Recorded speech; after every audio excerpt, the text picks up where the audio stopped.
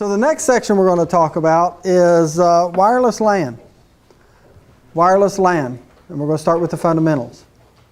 Now, it's amazing. We were having some conversations in here, and there's people in here who can't remember when we only had wired. And there's nothing wrong with being young. I'll never complain about somebody being young. I'll be jealous, but I won't complain.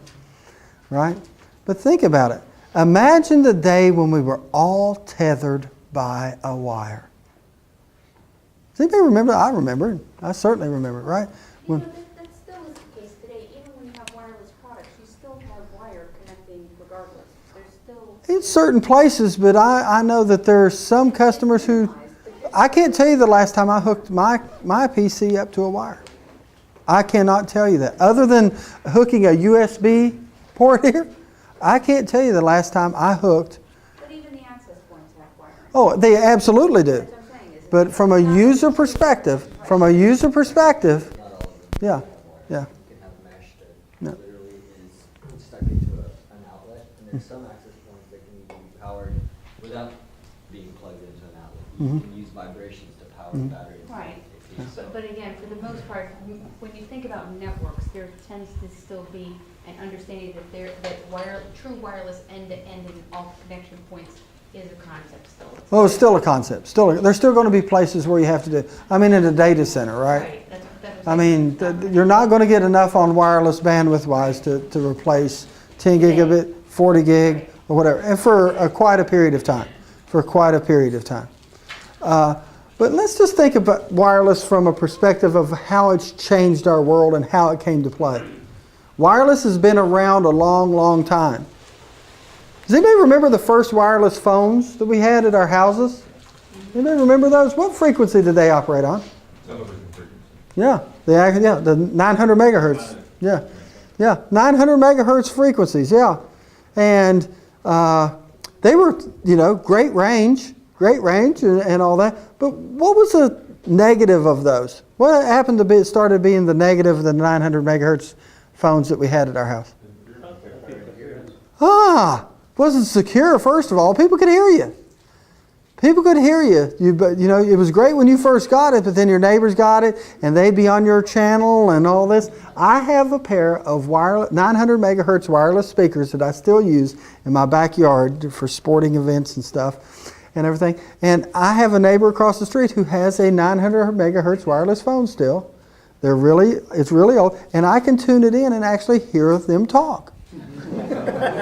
And hear them talk on that 900 megahertz. Now, 900 megahertz goes a long way, but you didn't get a lot of bandwidth. Guess what? At the same time, we used to have wireless LAN type connectivity using 900 megahertz. You got up to like 1 meg of throughput, 1 meg of throughput on the thing, and it was revolutionary. But nobody knew about it. Not a lot of people knew about it, so it was very, very unique and very specialized. As the frequencies moved, what happened? People said, I can't use this 900 megahertz. I've got to go to something that's more secure. I don't want people listening to my phone calls. So I went to 2.4 gigahertz. You went to a free spectrum, 2.4 digital spread spectrum, DSS, right? And then they couldn't hear you, and you had the little things, phone settings that you had to choose your channel and all this, that, and the other, so nobody could hear you. What happened to that space? Why are we still on that today? What happened? Everybody got on it. Everybody went from 900 megahertz to 2.4. So what happens? Everybody piled on, and the 2.4 spectrum became, and then we had interference. You couldn't tell what they were saying, but your phone didn't work very well. So then what did we do? We jumped to another frequency. What frequency was it? 5 gigahertz. The 5 gigahertz spectrum. Another free spectrum that we could use out there. And they went out there and everybody started going to 5 gigahertz. Interference free. And then as everybody went from 2.4 to 5 gig and wasn't interference free. So now they got this DEC stuff. What's this DEC stuff? Where does it operate at? Yeah, it says it's 6 gigahertz. It's actually 1.9? Uses 1.9, I think. But they call it DEC 6.0. And it's like 1.9. It's outside of the spectrum of all the other devices that we have.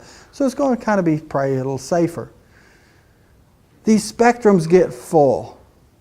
I will tell you today that when we started this, they started standardizing back in the late 90s, and they actually started creating standards where everything would work together. And that was a great, great thing. Because you used to have all these different companies with all these different, we used to have frequency hoppers and digital spread spectrum and all these things, and none of them would work with each other. So customers just, hey, it's not really a big thing, it's not part of my business model, so I really won't do it. But once it became a standard, and people started using it at home, boy, it jumped right back into the business in big time. Cisco didn't invent wireless for sure. They acquired a company called Aranet. Aranet was the market leader at the time, and probably had the best engineering, best technical at the time solution, I thought.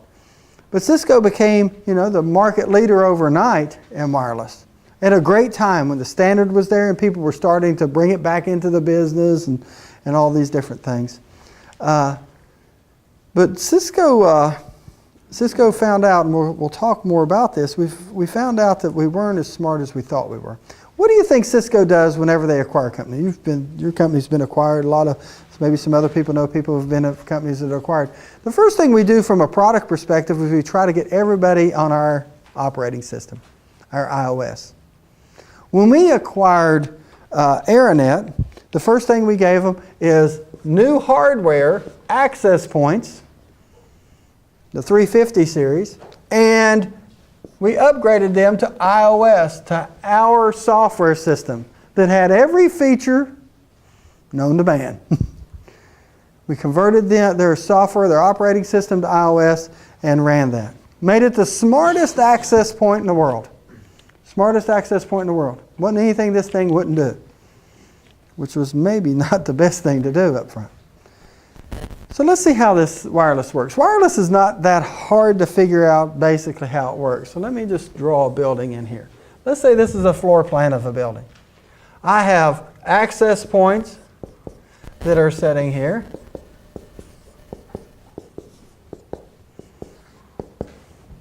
They're working here. And we have clients, whether it be PCs or mobile devices, whatever they are.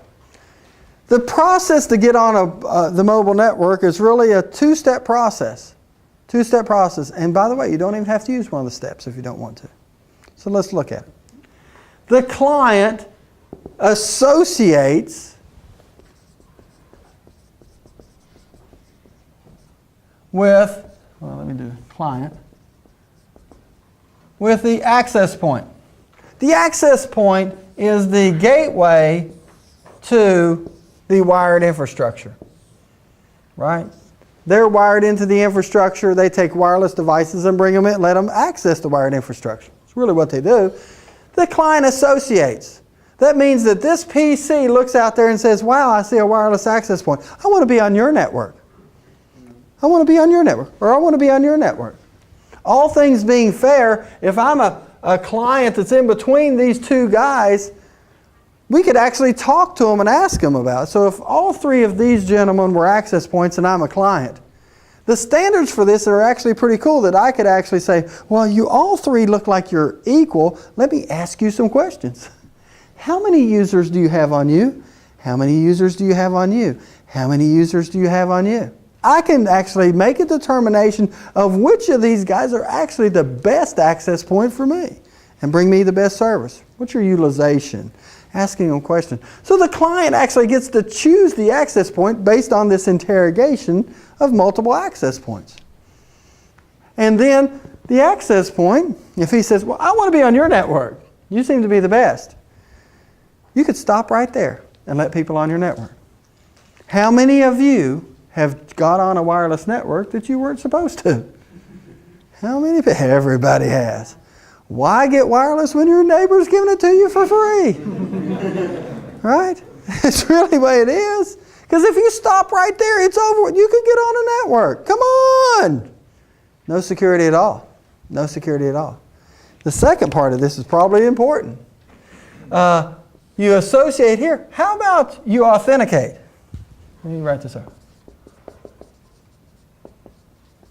It's where the access point challenges the client for some kind of credentials. Access point challenges the client. You, in essence, say, hold on, give me some credentials before I let you on this. That's all wireless is. Now, what do you use as credentials at your house? You have a SSID. You try to hide that. You attach, and then you have a shared key. You might have a key that's got so many letters or characters, or might be a phrase or this, that, and the other. Might be Linksys or whatever, so please change it, whatever, by default. But you might, but yes, it's a authentication. At home we use shared key. So I have a lot of devices, and I have a shared key for all the devices. Why does that not work for us as a business? Why would we not want to use that as a business? Let me give you huh? Because it doesn't work. Well, first of all, let's just think about this. There's 70,000 people inside of Cisco. Let's say on Blizzard, instead of you having to log in with your username and password, we had, let's say, Blizzard as the access to it. Shh, don't tell anybody outside of Cisco. It's our secret. All right, you take your laptop, you put it in your automobile, you go somewhere, you leave your laptop in a bag, somebody steals it, what happens? I've got to get you a laptop, and I've got to touch 69,999 PCs and change the authentication. What really identifies you as you? It's your login name and password. So our authentication in a business model is totally different than what we want at home. We want you to be able to give us a unique ID and password, and we want to give you a unique security connection.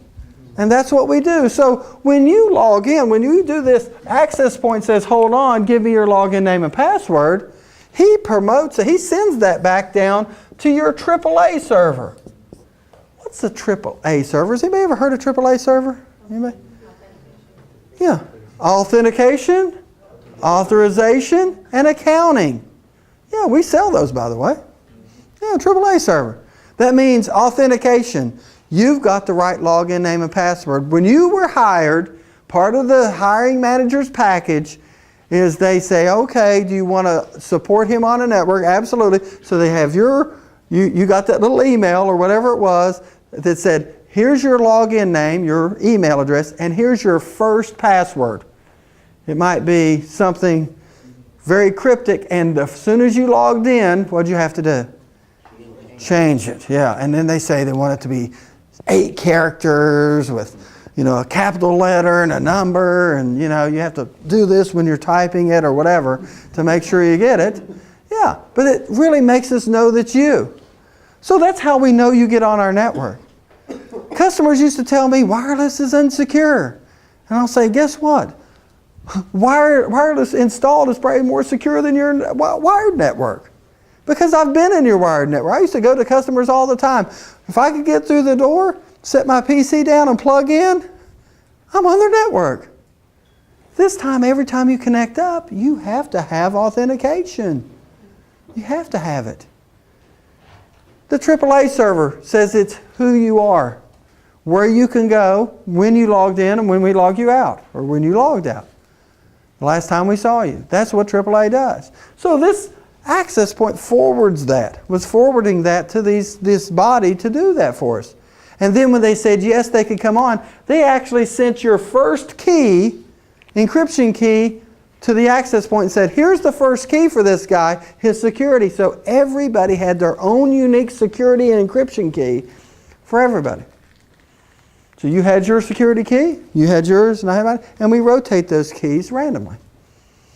So it's very, very, very secure. All the information that passes between the PC, it's encrypted with a key that rotates. It changes.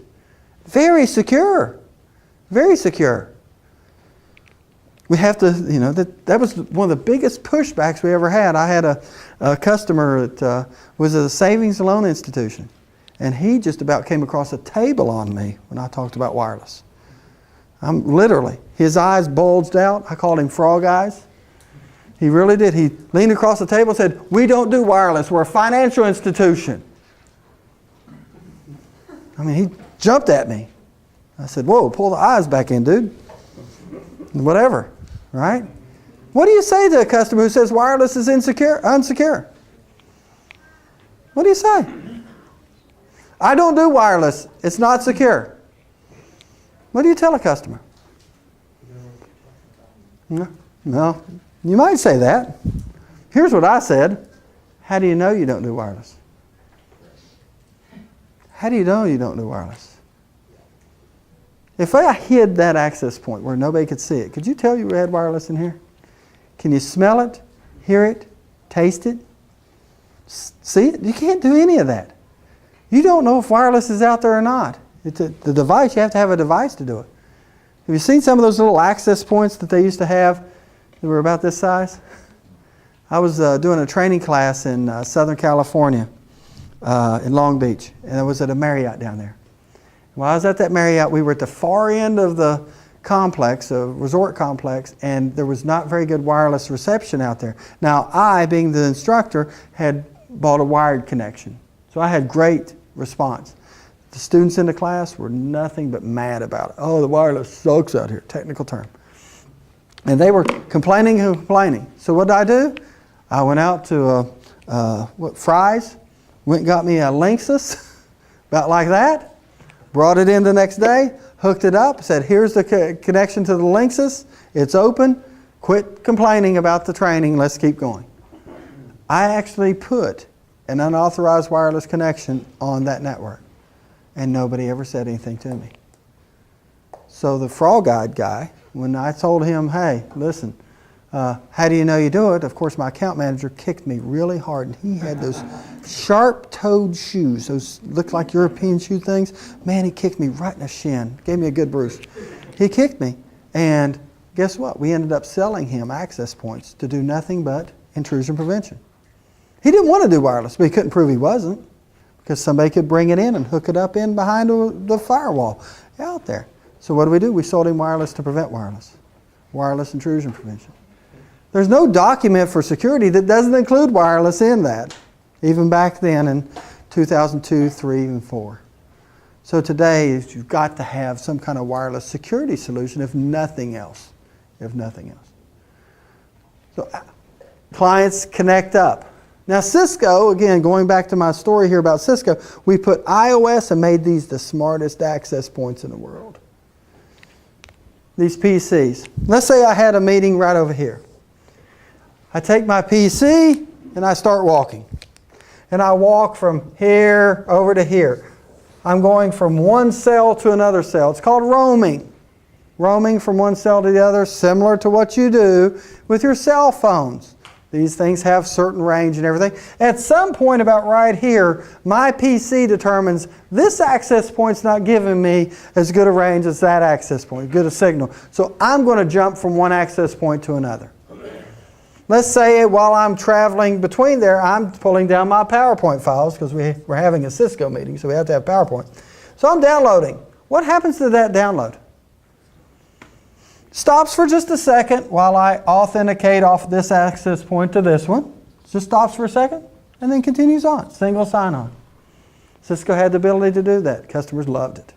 Loved that single sign-on, roaming, that seamless roaming that we had. Kind of worked pretty well.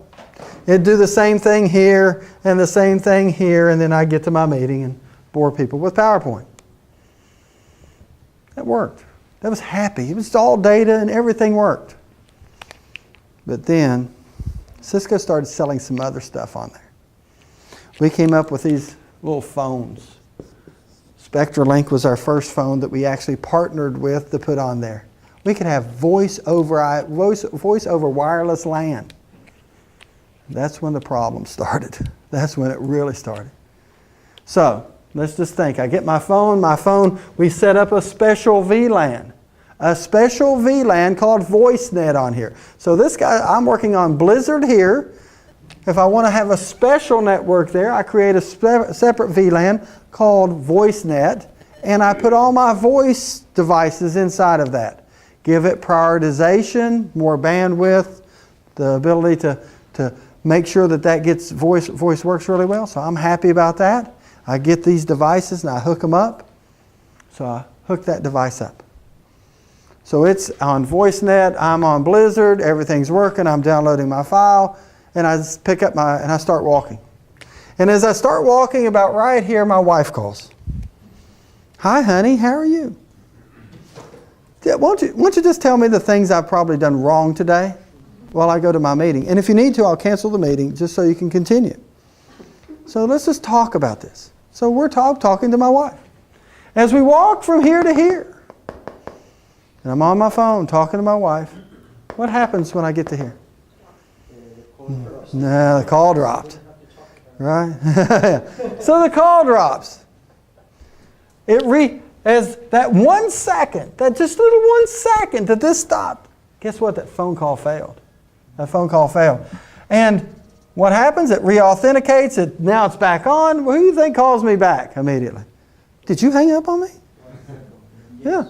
Well, no, honey, it's the technology. It's this wireless stuff. Don't blame technology. You geeks are always talking about that. It's always the technology. No, my wife never. It does it again there. She calls back when I'm in here. What do? Let it go to voicemail. There's nothing I can do that's going to help me now. I'm already done. Yeah, that 1 second. That 1 second of stopping and re-authenticating was 20 lifetimes on a phone call. 20 lifetimes. And the problem is this device was so smart, he knew everything about the network. And this person was so smart, they knew everything about the network. And it took a second for them to figure out that they were even both there. That second killed my phone calls. Now, Cisco came up with a solution with this. Let's say it required a Catalyst 6500, a $40,000 supervisor, a $45,000 line card, about 20 hours of engineer time drilling these tunnels through all your network and all this. Probably not the best solution that we had.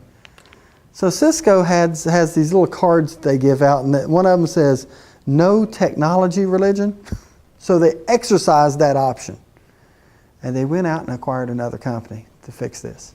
Because this was a place when being smart is not really smart. So they acquired a company called Airspace.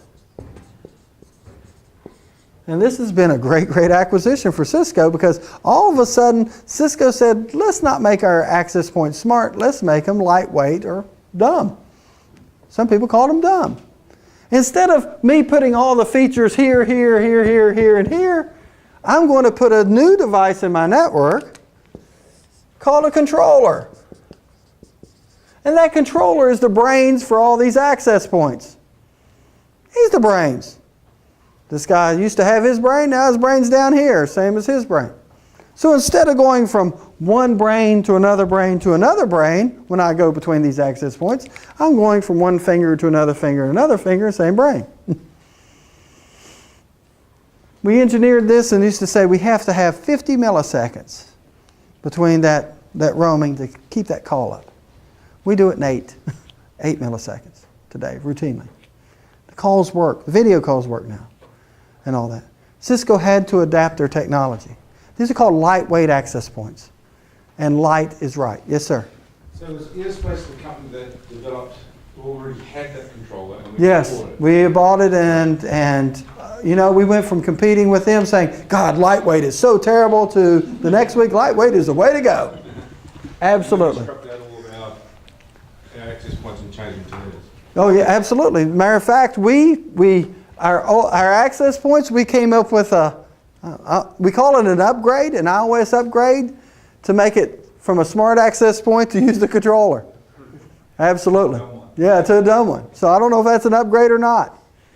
But Cisco had to do that. Why? Because of the change in the rules. It went from a data world to a voice and video world. Voice and video centric world. And people were dying for this. This was a part of their business model that they wanted to have. Wireless had already embedded itself in all their business process. All the business process. People started bringing it in and all this, that, and the other. So in our technology that we use, light is right. We use lightweight access points, controllers that we'll talk about. Now these controllers could be smaller ones.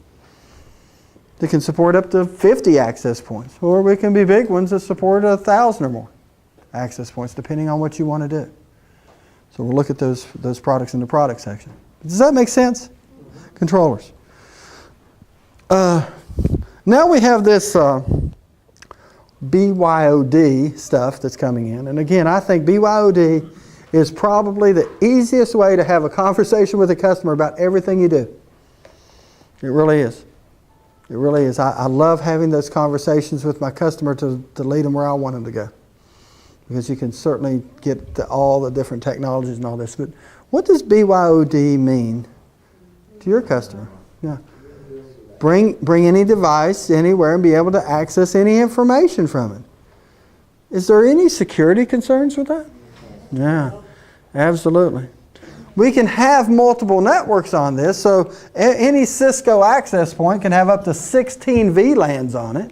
We can prioritize those VLANs and prioritize the traffic on those. And wireless is kind of like being on a hub, by the way. You guys, so let's say all of these people, I'm an access point, and all of these people are my clients. I could have multiple ones on, some could be iPhones, some could be iPads, some could be PCs just running data, whatever.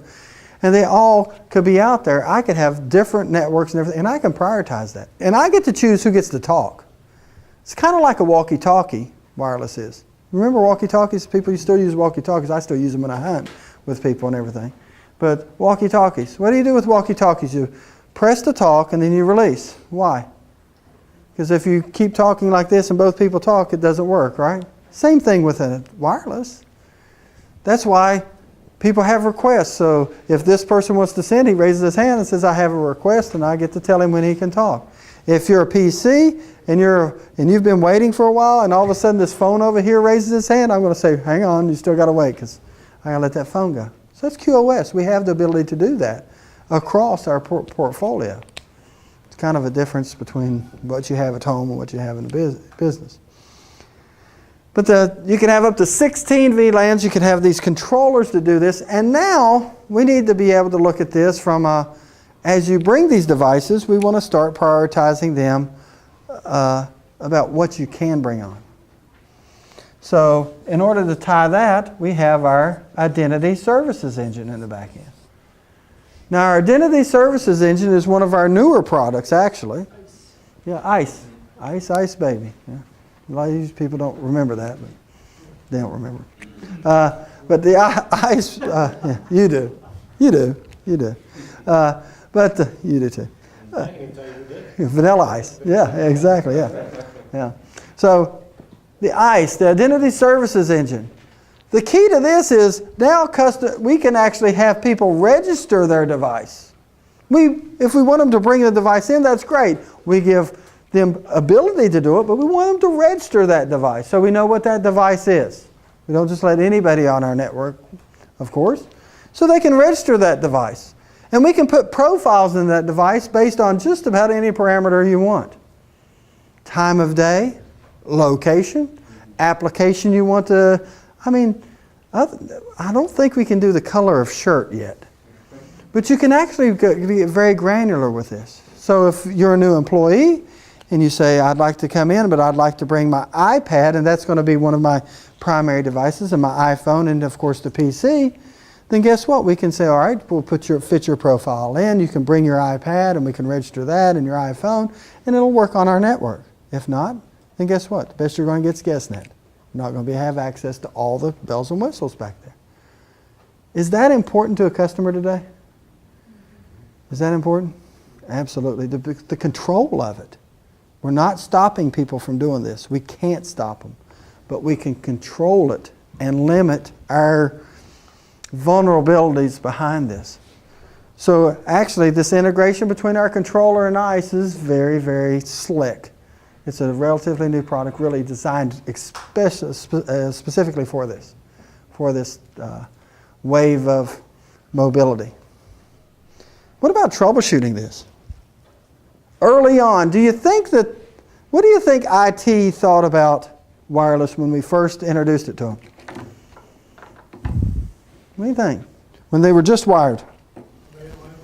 They hated it. Why did they hate it? Why did they hate it? Why did the help desk hate it? I can hear it now. I had a customer who he looked at me and he says, I do not want wireless in here. I do not want wireless in my network. And it was the manager of the desktop support. And he told me, he says, do you know how many more calls I'm going to get? I can hear it now. Monday morning, 5 minutes till 9, somebody has a meeting at 9 o'clock. My PC was working wirelessly perfectly on Friday, and it's not working now, and it's an emergency. You've got to fix this. You've got to fix this. And the desktop support person saying, well, what changed? Nothing. I closed down my PC and I went home. Really? Yeah. They finally get into the PC and look at it, and they're got 6 different networks and games loaded on it. Oh, well, my son might have been playing with it at home. Yeah. IT didn't want it. Could they stop it? Not at all. There's no stopping this. No stopping. It has too many business benefits and it has too many cultural benefits. It's a culture thing. It's a culture thing. Again, somebody said if you want to bring BYOD to a customer, it used to be buy them an iPad to executive and just wait. Just be a little bit patient. Because they will force it down their throats. What about troubleshooting this? We need some kind of tool to troubleshoot it. Yeah, Prime. What's Cisco's history in network management? Anybody know? Some people have been around here for a while. Yeah, a lot of different management products, applications. What's our reputation amongst our customers? Not good at all. Not good. Cisco has had many, many LAN management tools out there, and I'm telling you, they all sucked. Technical term. Technical term. Prime is the first network management thing that I would probably suggest the customer use. That's the truth. It is actually good. Before it wasn't. But Prime actually wasn't homegrown at Cisco. It was actually acquired by Airspace. And Prime network management allows us to look at the access point, the switch or the router that switches and routers you're connected to, the controller, and the ICE all in one pane of glass. So if somebody actually calls in and says, hey, I can't connect up on the network, I could actually say, all right, hang on a second, where are you at? Oh, I see you. It looks like you might be beaconing out for your home network versus ours because I can see it up there. And then, oh, hang on, right. Oh, you're right. I need to do Blizzard. Okay. It's still not working. Well, actually, it looks like your authentication's bad because you can actually see what ICE is seeing as your login. Failed authentication, wrong password, wrong password. Yes? Does that mean that ICE only works on Cisco APIs? No. You can pull other information back into it. SNMP, whatever. Does it work better on Cisco? Absolutely. Yeah, because there are some features that are not working in the rest of it. Oh yeah, absolutely, absolutely. I mean, listen, we're always going to have features outside of SNMP, and if you want to load MIBs and all this, and you want to pay for MIBs, you can get it. But you probably, it's always going to Cisco's always going to work better on Cisco than anybody else. Everybody's like that. Everybody's like that. Really is. But will it work with other access points? Yes. Very SNMP compliant. We can pull information absolutely through that. We can be an authentication for anybody else. But Cisco can work with other devices. There's too many protocols out there to do that. But will it work best Cisco on Cisco? Yes. Yes, sir. A couple times you mentioned Blizzard. I don't know who you're talking about. Blizzard is our wireless network in here.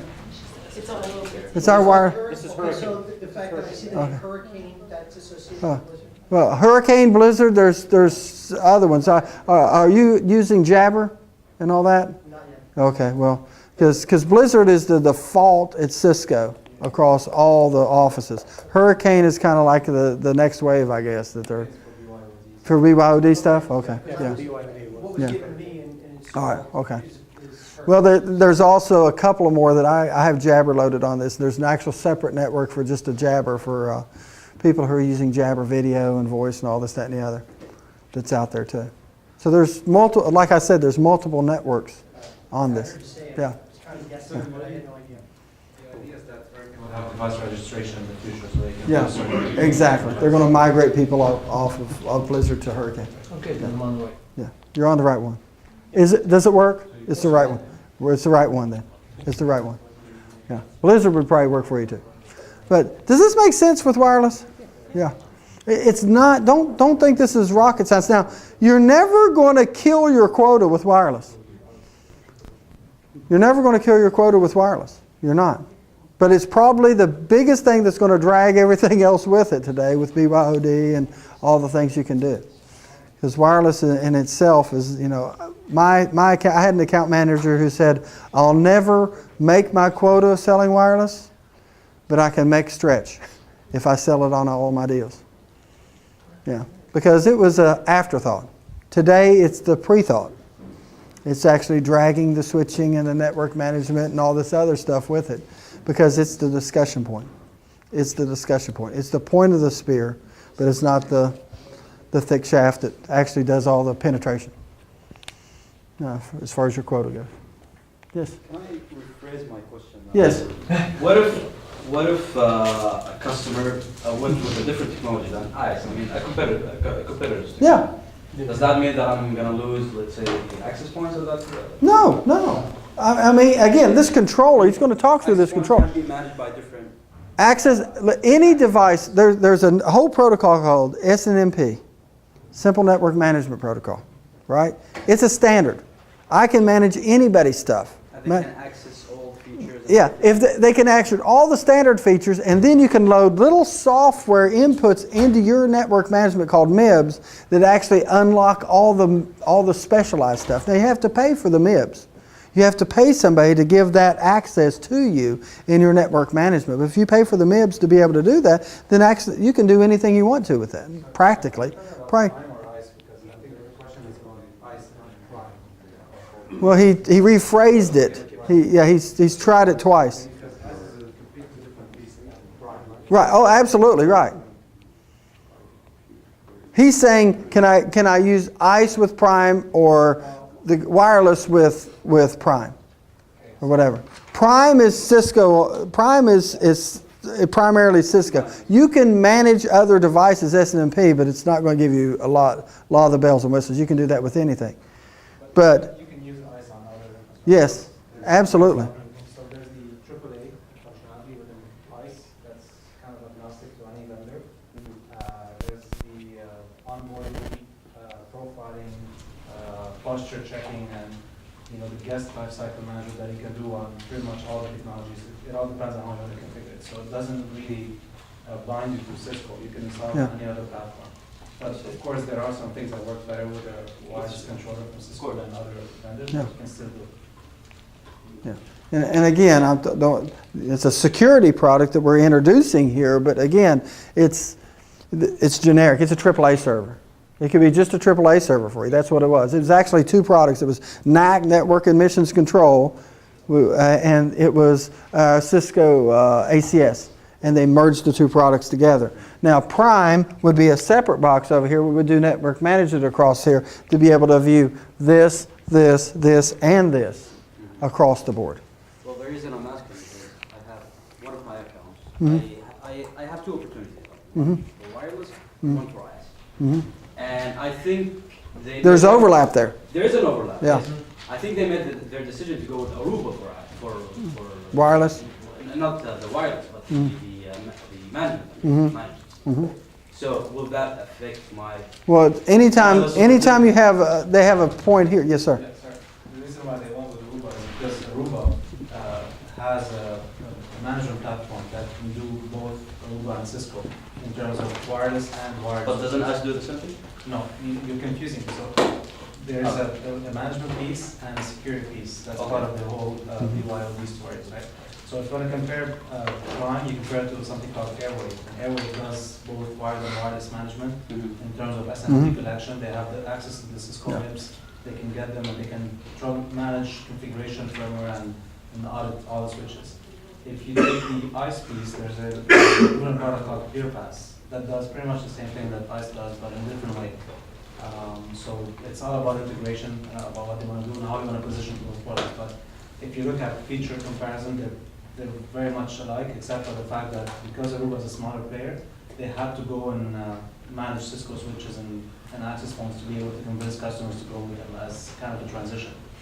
Right? So that was kind of So in essence, they get a 2-for-1, right? Cisco's going to come in there and say, oh, you could do ICE and you do Prime as separate, and it kind of looks different. Where in this case, you're getting one that kind of does two. Yeah, absolutely. Yeah. So, but then what would be my niche thing to say to convince them to go with Cisco Wireless now, since they went with Aruba for it? No, I don't know. Yeah. Based on your Yeah, experience, yeah. I mean, Well, how can I kill competition here? so if they've got the back end, right, then you're going to have to talk to them about the features up here. You're going to have to talk about the MediaNet type features that are out here, the video and all this, that, and the other. There's a whole bunch of new features coming from Cisco wireless solution that Mhm. kind Clean air. of put us. Yeah. Clean air is one of them. Client thing. You can have video streaming. You have application visibility and control, which is part of our old NBAR application recognition. So, I mean, we can have a lengthy. Well, we're actually going to talk about that. Yeah, we're going to talk about the features. So what you've done is you've lost it out here, but you can still make it up out here in talking about what a customer's going to do with wireless, because that's the important part. This is just the back end. All right, so we'll talk about that. So again, this is the infrastructure and everything. So again, let's go back to what customers are going to do on these devices. Again, I used to have 2 devices. What do I have now? What do I have? I have one device, an iPad. What can I do on an iPad? What are the things that I might want to do on an iPad if I BYOD? I want to do email, so data applications, right? Want to do that. What else? Video. Can I do a high quality, high definition video? Yeah, absolutely, absolutely. Can I do training videos, I am presence, WebEx, right? All those different things. All those things are what I'm going to do with that. Does that make that network have to do more? Makes the network have to do more from the infrastructure, the switches and the routers and everything with MediaNet and all that stuff we talked about. What about on the LAN, or the wireless LAN? What are the things on the wireless LAN that we've got, that those requirements have changed, again, from just a PC accessing data to that? So let's look at that. First of all, how many options do I have? Can I do wired and wireless on an iPad? No. So what's that mean my wireless network's got to be? More reliable, right? It's going to be the only network I have. I can't say, oh, wireless is down, give me a cable. It's not going to work. So my network availability's got to go up. So some of the things in our wireless network we might want to have is the availability of these access points to read interference. Do you think there's going to be more or less wireless devices in a network? More. What are some of the things that interfere with wireless? What are things that interfere with wireless? Other wireless devices, maybe? Yeah. Microwave ovens. Microwave ovens, absolutely. You know what microwave ovens, you know how microwave ovens work?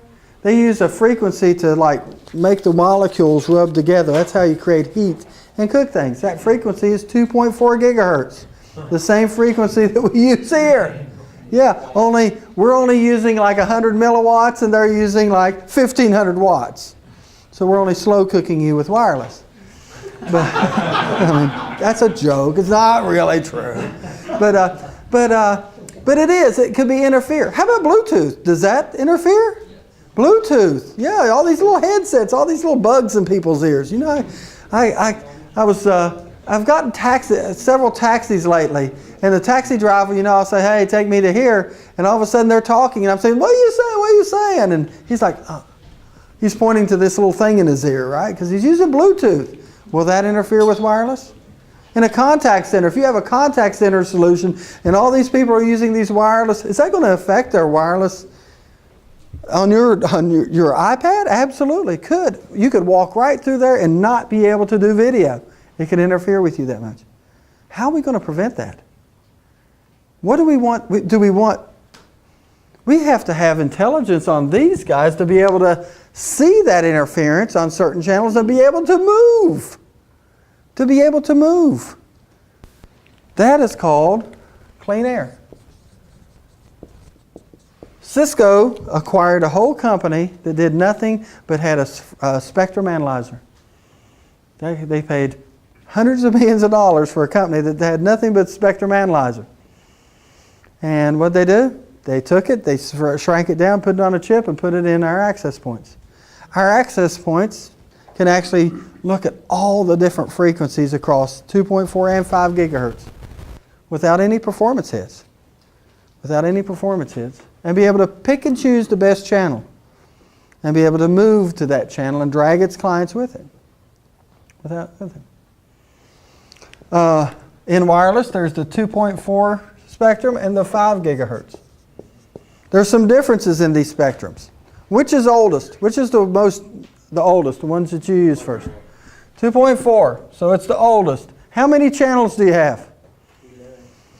Yeah, it depends on where you're at. There's 13 total channels here, depending on where you're at, how many channels you can use and everything. Can you use them all at one time? No, there's only 3 non-overlapping channels. There's 13 channels, 1, 2, 3, 4, 5, all the way down to 13. But if I'm on channel 1 and somebody else is on channel 3, do we interfere? Yes, there's overlap there. There's only 3 non-overlapping channels in this whole spectrum. 1, 6, and 11 here in the US.